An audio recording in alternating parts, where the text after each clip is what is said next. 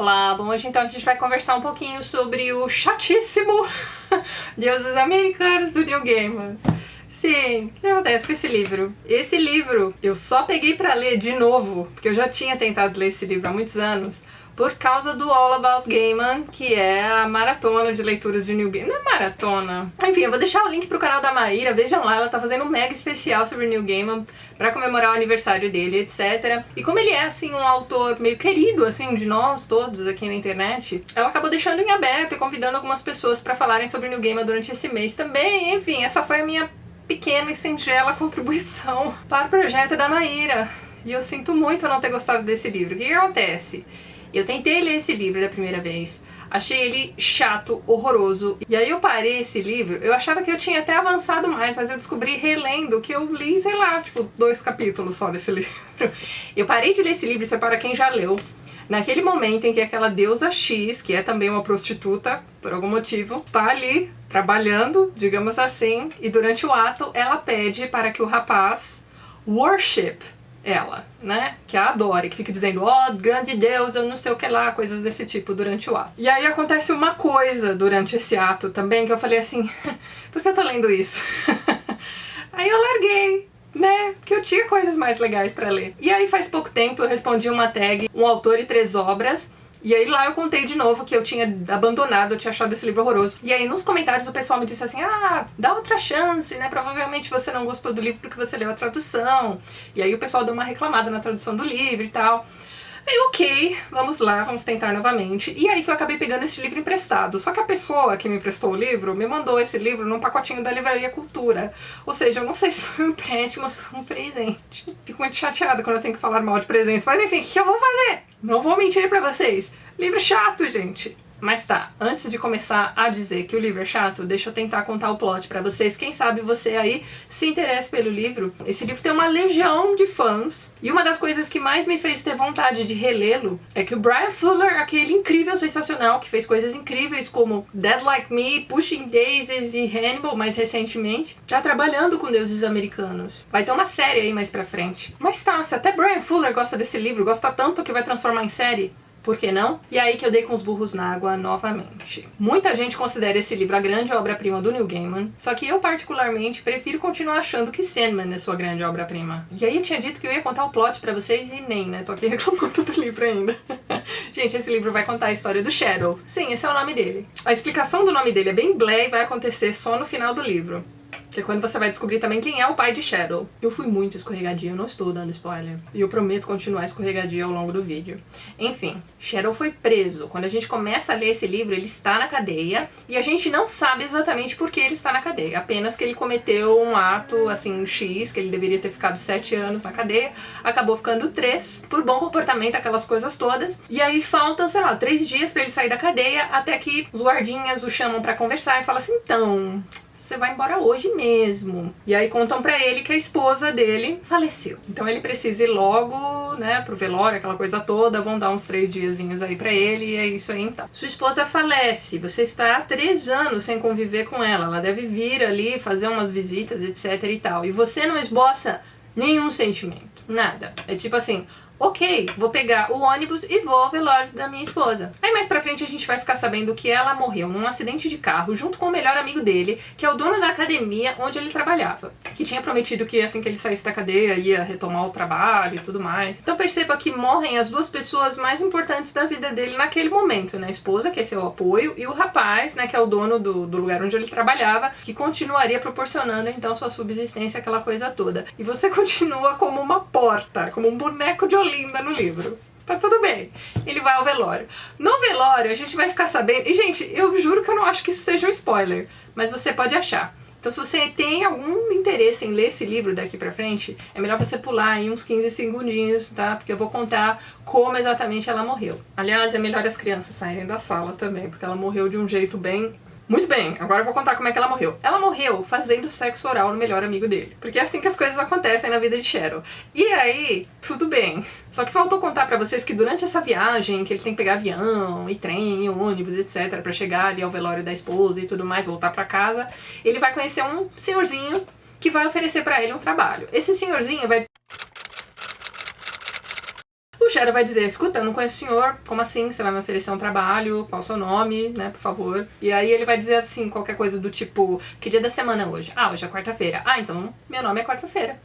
Wednesday. E é isso, é assim que o Shadow vai chamar esse cara até o final do livro. Mas tá, a gente já sabe que esse senhorzinho Wednesday, ele é especial. E não vai ser spoiler, olha o nome do livro, ele é um deus. E aparentemente uma coisa muito sensacional de se descobrir nesse livro é quem ele é enquanto deus. Qual dos deuses, né, nórdicos, e egípcios e etc, né? Porque Neil Gaiman não vai falar apenas de deuses greco-romanos. Isso aí todo mundo faz, Neil Gaiman não. Ele vai falar pra você de Thor, de Odin e coisas do tipo. Que ele é muito mais legal que todos nós. E é mesmo, a gente gosta do Neil Gaiman. E aí ele oferece esse emprego pro Shadow. O Shadow tá lá naquela merda, não tem mais casa, não tem pra onde ir, aquela coisa toda. Ele aceita o trabalho. E aí a gente vai descobrir que Shadow tem um passado como motorista. E aí, gente, veja só você, a forma como ele foi preso é pra ser também uma coisa sensacional de se descobrir ao longo desse livro. Só que não.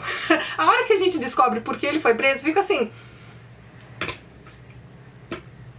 Nossa, é por isso, né? As grandes surpresas que esse livro traz pra gente não são tão grandes assim quanto ele espera que a gente ache que sejam, entendeu? E não é porque nós somos muito espertos, já sabemos, né, o livro é previsível, não é nada disso. É que I don't care, sabe? Ele cria, nesse livro, um protagonista insosso, uma mula manca, que não faz absolutamente nada. Ele é um bonecão de Olinda. Ele é o motorista do Wednesday, né? E o personagem dele é tipo um shut up and drive, assim, sabe?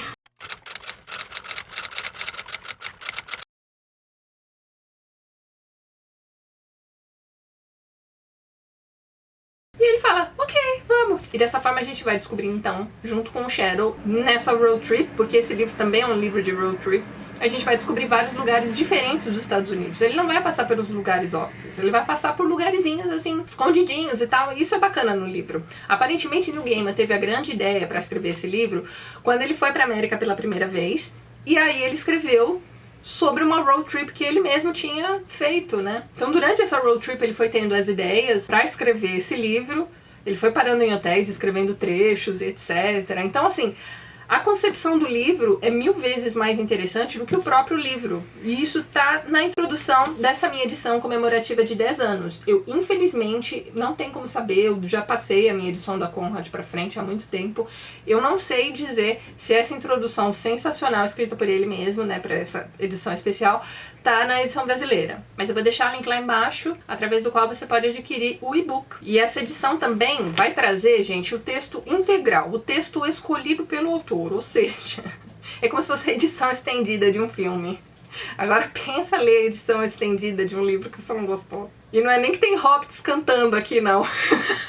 Tô falando da edição estendida do Senhor dos Anéis, né? Horas e horas de hobbits cantando. Não, não tem hobbit cantando. Mas enfim, tem capítulos inteiros que você termina de ler e você fala, meu Deus, o que isso acrescentou à história? Nada. O que acrescenta a história eu saber que o protagonista precisa comprar uma escova de dente nova? Você passa horas da sua vida lendo capítulos que não vão acrescentar nada à história. E eu tenho certeza que Neil Gaiman assistiu aquele filme O Advogado do Diabo em algum momento enquanto ele estava pensando nesse livro aqui. Certeza. A hora que veio a grande revelação eu falei, agora entendi porque que eu já estava imaginando o Wednesday como o Al Pacino durante todo o livro. E não, ele não é o diabo. Fique tranquilo. Então é isso, gente. É um livro longo, cheio de capítulos que você vai ler e não vai chegar a lugar nenhum.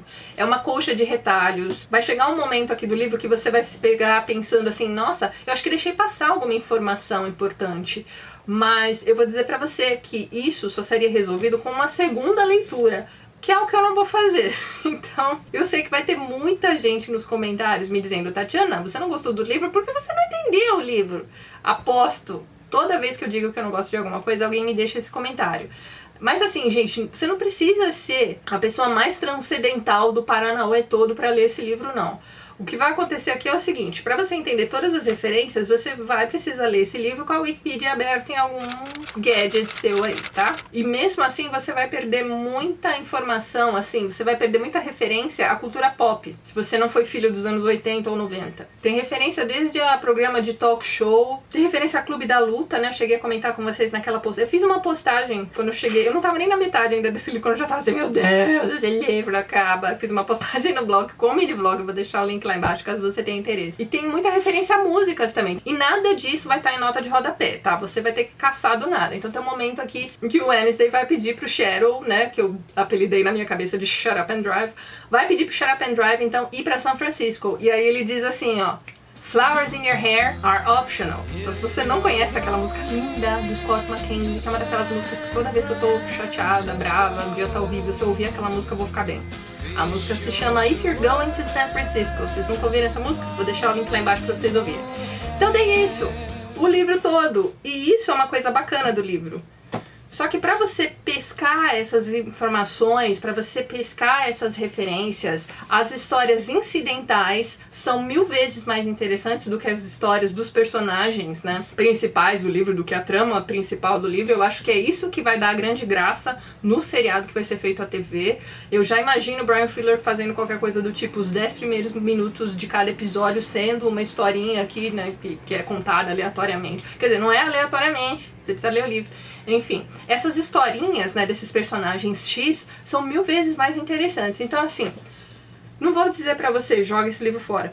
Leia, porque vai valer a pena pelo menos essas histórias. Mas é aquilo, é uma coisa meio Don Quixote. Nem todas as interferências de outros personagens, de outras histórias paralelas, são tão interessantes. Algumas são realmente boas. E a gente vai descobrindo também alguns deuses aí dessas mitologias mais X, também ao longo dessas histórias. Não é um livro de todo ruim, mas é assim, a impressão que eu tive é que Neil Gaiman colocou tudo, sabe? Foi atirando pra todos os lados e falou assim, uma hora acerta. Mas é isso, gente. Fica, não sei, talvez, dica. Se você gosta muito, se você é um fã xiita do Neil Gaiman, vai valer muito a pena você ler esse livro, tentar entender porque que tanta gente acha ele tão fenomenal. É assim, é um livro adulto, são temáticas, assim, que você vai encontrar em algumas HQs dele, talvez nem tanto na literatura, né, porque acho que a maioria é mais voltada, não sei se é a maioria, aí é que tá, não posso falar assim porque eu não conheço tanto tão a fundo assim a obra desse autor.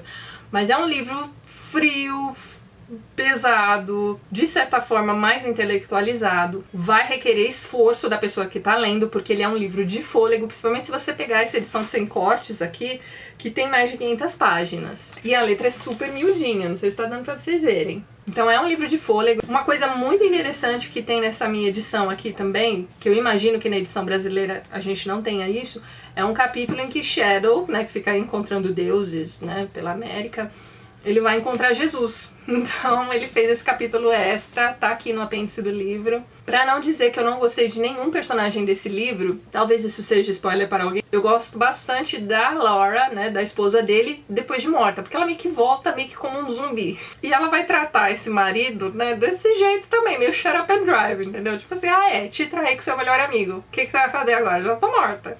É meio assim. Então essa personagem eu até gostei bastante e ela vai aparecer ainda até o final do livro. Vai acontecer algumas modificações nessa personagem que eu achei bacanas, enfim. Então, resumindo, a Laura vale o livro, as historinhas aleatórias sobre pessoas X que vai apresentar um ou outro deus aqui pra gente também são bacanas.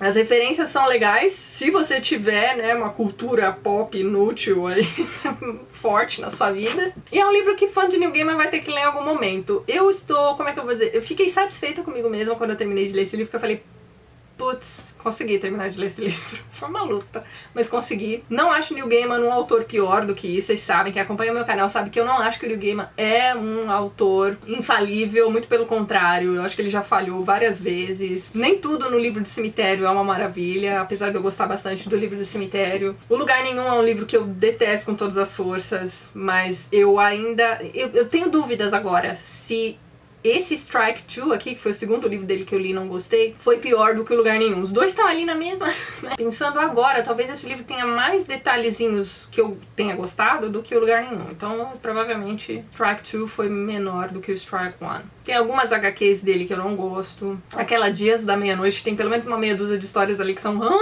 né? As coletâneas de conto dele, Coisas Frágeis, também não são aquela maravilha toda, não são a última Coca-Cola do deserto, mas enfim. Se você gosta do autor, acho que vale a pena ler tudo isso, mesmo ouvindo alguém aqui no YouTube dizendo pra você, né, que é melhor ir ver o filme do Pelé. Mas tá, eu vou deixar lá embaixo também o link que a própria Mai do All About That Book fez sobre esse livro essa semana. Ela gosta bastante do livro, então veja lá uma opinião de alguém que gostou muito. Agora que você acabou de ver esse vídeo de uma pessoa que não gostou, por que não ver um vídeo agora de alguém que gostou do livro, não é mesmo? Então tá, gente, é isso. Não desisti do Neil Gaiman ainda de jeito nenhum. Tava vendo aqui atrás, tem vários livros dele que eu ainda não li, que eu não conheço.